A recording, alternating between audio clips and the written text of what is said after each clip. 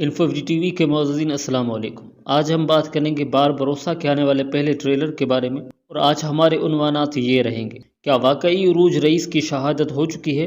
کیا مریم اور پیترو کی ملاقات ہو پائے گی اور مریم پیترو کے ساتھ کلمنوس چلی جائے گی؟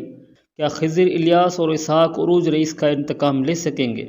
تو ناظرین، تفصیل سے بات کرتے ہیں، لیکن تفصیل سے قبل اگر آپ نے ابھی تک ہمارے چینل کو سبسکرائب نہیں کیا تو درخواست ہے آپ سے کہ چینل کو سبسکرائب کر کے بیل آئیکن ضرور پریس کر دیں تاکہ آپ کو انفو ٹی وی کے تمام ویڈیوز تک رسائی حاصل ہو۔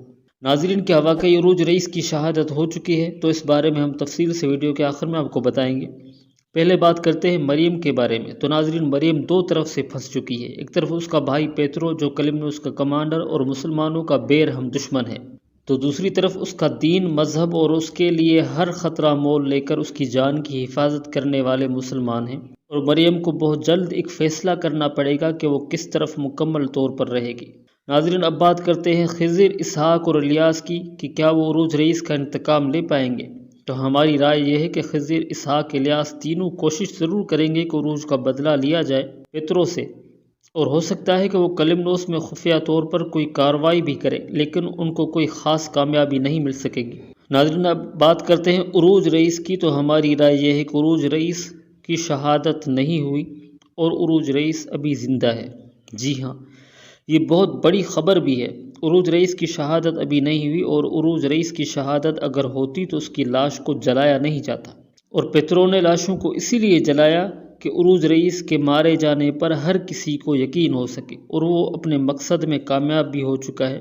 بہرحال پیترو کو ایک مکمل فتح مل چکی ہے، اور عروج کو اس نے ایک بہت بڑا جھٹکا دیا ہے، اور اب عروج کو اپنی طاقت بحال کرنے میں کچھ عرصہ درکار ہوگا، کیونکہ پیترو عروج کو زخمی حالت میں اپنے ساتھ قید کی صورت میں بھی لے جا سکتا ہے۔ تو ناظرین، 2 سیزن کا کانٹریکٹ ہے انجن التان کا، یعنی عروج رئیس کے ساتھ 2 سیزن کے بعد وہ اگر چاہے تو ڈرامہ چھوڑ سکتے ہیں، یعنی پھر وہ شہید ہوں گے۔ تیسرے سیزن میں ابھی تو ان کے بہت سے فتوحات باقی ہیں۔ اب وہ روڈوس نائٹس کے قید میں 1 یا 2 ایک ساتھ تک رہیں گے، پھر وہ ایک عیسائی کی مدد سے روڈوس کے قید سے بھاگ کر اندلسیہ میں پناہ لیں گے، اور وہاں سے خضر کے ساتھ پھر ملیں گے۔ یعنی یہ سب اس قسط میں جو ہوا اور ٹریلر میں جو دکھایا گیا ہے وہ سب ایک سسپینس شاٹ ہے، جس طرح ارطغرل کے تیسرے سیزن کے اختتام پر کیا گیا تھا تاکہ ریٹنگ حاصل ہو سکے، اور یہی کورلش عثمان میں بھی ہو رہا ہے، اور بار بروسلر میں بھی۔ یعنی ایک طرح سے اب کورلش عثمان اور بار بروسلر کے درمیان ریٹنگ کی جنگ چھڑ گئی ہے۔ ریٹنگ کے معاملے میں